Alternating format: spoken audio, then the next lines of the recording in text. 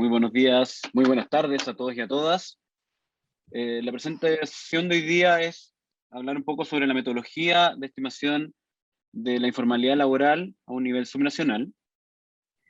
Esto comenzó hace 3 años, como decía Soledad, en el marco de este proyecto, y partió porque desde la CEPAL hemos entendido que América Latina es una de las regiones en el mundo que exhibe mayores niveles de desigualdad, en particular desigualdad en ingresos.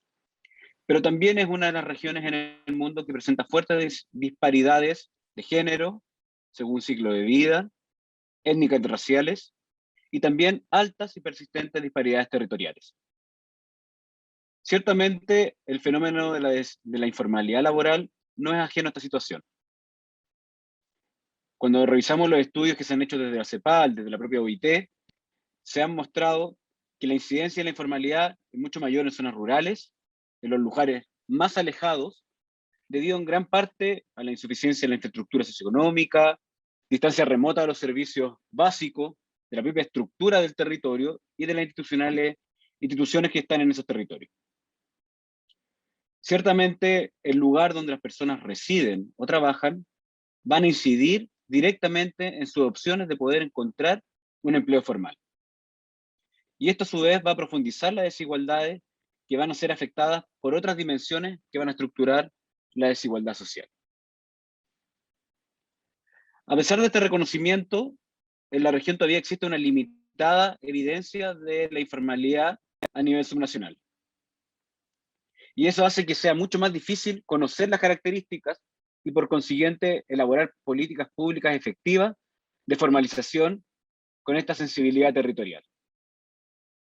Una de las principales limitaciones que hemos observado en estos estudios es que las bases de información que tenemos, los instrumentos de información que tenemos, como son las encuestas de hogares o las encuestas de empleo, en general solo permiten establecer con un nivel de confianza aceptable estimaciones a un nivel nacional, a veces por algunas regiones de los países, y urbano-rural. En general, estos instrumentos no nos permiten hacer desagregaciones más allá de esos niveles o dominios representativos. Acá hay un ejemplo de Argentina, con los asalariados sin descuento jubilatorio, y podemos observar que a medida que aumente desde el punto de vista nacional, pasando por la región del NEA, hasta el Gran Resistencia, podemos observar cómo el intervalo de confianza, o sea, el error que podemos establecer en la estimación va aumentando. Con lo cual, cuando queremos hacer y conocer las características de la informalidad laboral a un nivel más subnacional, nos encontramos que las encuestas van a tener un error grande, con lo cual podemos hacer políticas públicas que no estemos realmente enfrentando lo que deberíamos conocer con la realidad. Una de las alternativas para subsanar estas limitaciones, como lo mencionó Soledad en un comienzo, y sin tener que aumentar la muestra, es utilizar fuentes indirectas de estimación. En estadística le llaman estimaciones en áreas pequeñas. Este tipo de metodologías llevan aproximadamente 30 a 40 años en el mundo. Una de las más extendidas es la de Elbers, Langeau, que para poder superar estas restricciones de muestreo, propusieron un modelo de áreas pequeñas utilizando dos fuentes de información. Por un lado, una encuesta, que en este caso podría medir informalidad laboral, y por otro lado, un instrumento que tuviera una muestra mayor, como es el caso del censo, pero que carece de la variable que a nosotros nos interesa. Tomando esta idea de Elbers, Langeau, que ellos en su minuto lo hicieron para medir pobreza, y tomando también como referencia la metodología del MIRTI, que se hizo para estimar trabajo infantil, lo que decimos para poder estimar la informalidad laboral a un nivel subnacional fue identificar los factores que más afectan a la informalidad laboral en los territorios. En ese sentido, los factores que vamos a poder identificar van a ser distintos a los que encontremos en Chile, en Argentina, en México o en Perú. Pero también estos indicadores, estas variables, tienen que ser susceptibles de ser medidas. No todos los instrumentos de medición tienen todas las variables que a nosotros nos pueden interesar. Posteriormente vamos a tomar una encuesta. Estas encuestas generalmente son las encuestas de empleo, la Encuesta Nacional de Empleo de Chile, la encuesta ENOE en México, la ENAO, que es de hogares en Perú, etcétera. Vamos a tomar una encuesta, y esta encuesta vamos a correr una regresión que le llamamos regresión Probit, corrigiendo por el sesgo de selección, ya que no todas las personas tienen la misma probabilidad de encontrarse ocupados. Corriendo esta regresión vamos a estimar distintos coeficientes. Básicamente lo que vamos a obtener van a ser que todas nuestras variables van a tener un peso distinto. No va a ser lo mismo una persona, trabajador, mujer, que vive en un sector rural de Oaxaca, en México, con un peso diferenciado para esa región y para ese lugar, que para una mujer, también quizá indígena, pero que vive en el Estado de México. El peso de estar o no en informalidad laboral va a ser distinto. Y así va a ser muy distinto estar en Arica y Parinacota, acá en Chile, que estar en Magallanes, en el sur de Chile. O estar en Tacna, peruano, que estar en Lima. Todos los factores que vamos incorporando a estas regresiones van a tener pesos diferenciados. Como la encuesta no nos permite llegar a un nivel más allá que las regiones, lo que vamos a hacer es que estos pesos, estos coeficientes, los vamos a imputar en un censo de población. ¿Y por qué un censo? Porque el censo de población nos permite llegar hasta el individuo de todo el país. Entonces vamos a reestimar una probabilidad individual de que cada persona esté en informalidad laboral. Entonces cada persona, en base a sus características, hombre, mujer, sexo, años de estudio, si se encuentran trabajando en alguna rama en particular, en la agricultura, en el comercio, en el servicio, si son cuenta propia o empleadores, cada uno de estos coeficientes va a tener un peso. Entonces la probabilidad individual va a ser diferenciada. Y hay personas que van a tener un mayor riesgo de estar en informalidad laboral que otros. Con esto vamos a poder estimar unas probabilidades promedio por cada uno de los municipios de los países. Como les decía, en este proyecto corrimos la metodología para 4 países de la región, en Argentina, Chile, México y Perú. En cada una utilizamos una encuesta y un censo. En Argentina utilizamos la segunda encuesta nacional de trabajadores sobre condiciones de empleo, trabajo y salud y seguridad. En Chile la encuesta nacional de empleo. En México la encuesta nacional de ocupación y empleo. Y en Perú la encuesta ENAO. Como ven, acá tenemos el ejemplo de Perú. Y en el ejemplo de Perú vemos que cada uno de los coeficientes y cada uno de los determinantes que incluimos en la modelo de regresión Probit tienen un peso diferenciado. Por ejemplo, podemos observar que a medida que aumenta la edad, disminuye la probabilidad de estar en informalidad laboral.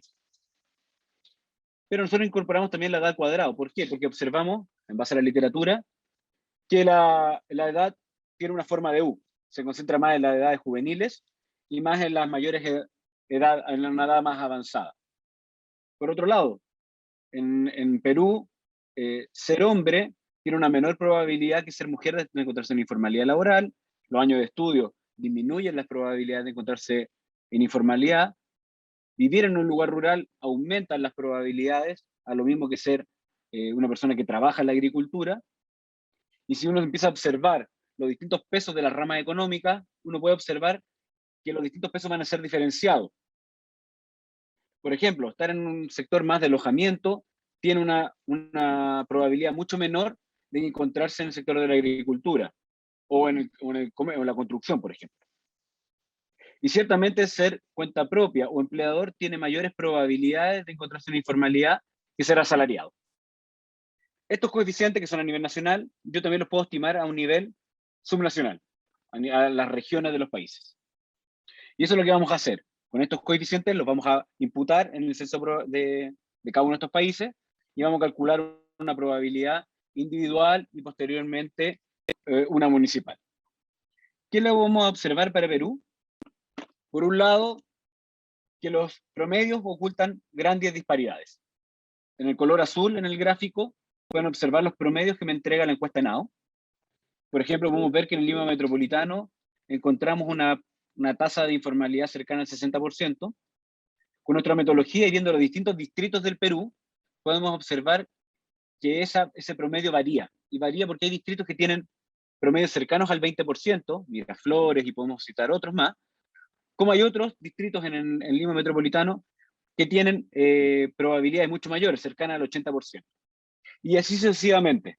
Lo que vamos a observar es que en cada uno de las regiones, en cada uno de los departamentos del Perú, los promedios van a tener mayor o menor varianza o dispersión de los datos, y lo que nos va a hacer es medir esta variabilidad que se va dando en el territorio.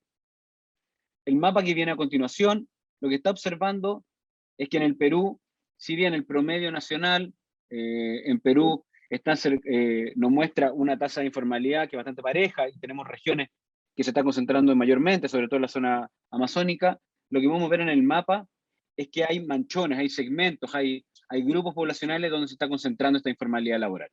Y es ahí donde la política pública, y uno debería ser más, uno debería fortalecer la política pública. Acá hay otro ejemplo. Acá estamos en el macrocentro, en la región del centro de Perú, y podemos ver que hay distintos factores que están afectando la informalidad laboral, como lo mencionamos anteriormente. Donde dice menos del 50% es que la cantidad de distritos que están en ese territorio, la probabilidad es menor al 50%. Y ahí podemos ver que, por ejemplo... 5 minutos. Perfecto. Gracias, Soledad.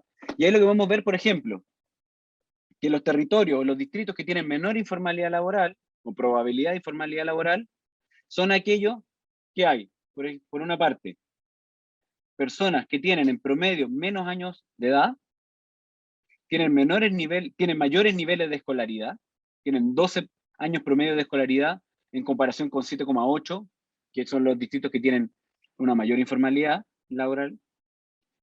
Tienen menor porcentaje de población que trabaja en pequeñas y medianas empresas. Solo el 26% de sus trabajadores están en pequeñas y medianas empresas. La mayor parte tienen solo el 12% de su población se concentra en la agricultura, a diferencia del 70% o más del 70% de los distritos que tienen probabilidades cercanas al 90%. Esto nos permite caracterizar este fenómeno y nos permiten poder entender la informalidad laboral desde una mirada territorial. Para ir concluyendo y estar dentro de mis 15 minutos, el análisis de la informalidad laboral con una perspectiva territorial viene a llenar un importante vacío en falta de información. La identificación de estas áreas donde se concentra el mayor riesgo en la informalidad laboral puede contribuir a un diseño y estrategias de política para reducir la informalidad laboral en los territorios. Además, permite mostrar esta naturaleza multidimensional de la informalidad laboral. Acá nos estamos concentrando muchas veces en encuestas de hogar, encuestas de empleo, donde la mirada es el trabajador informal, no es la empresa propiamente tal. Entonces, esta mirada también nos aporta una visión más multidimensional, no solo desde la óptica del Ministerio de Trabajo y desde la fiscalización, sino también desde la capacitación, desde los ministerios de Educación, desde el desarrollo social con programas sociales, con medidas de protección social, etc. O sistemas de cuidado, por ejemplo. El análisis se puede enriquecer cruzando información de donde las personas residen y trabajan y caracterizando a quienes se encuentran en un mayor riesgo de encontrarse en informalidad laboral. Por último, recalcar, y lo que hemos observado en la literatura y en los estudios anteriores, que tradicionalmente las políticas públicas que se han hecho y que van encaminadas a combatir la informalidad laboral, muchas veces se han diseñado o implementado desde un punto de vista nacional. Y muchas veces se ignoran las diferencias evidentes que hay entre los estados de un mismo país. A pesar de esto, y esto es lo que hemos constatado sobre todo ahora con la crisis del COVID, son los gobiernos subnacionales los que están en primera línea de respuesta. Entonces serán ellos unos actores claves, serán las autoridades estaduales, regionales y locales, los actores claves para aplicar medidas para poder favorecer políticas de formalización. Ciertamente esta metodología va a ser aplicable a otras áreas. Ya se ha aplicado a trabajo infantil, pero también hay metodologías de áreas pequeñas que se han aplicado para la elaboración de mapas de pobreza, aplicación de indicadores de planificación familiar, de cuidados o de acceso a justicia.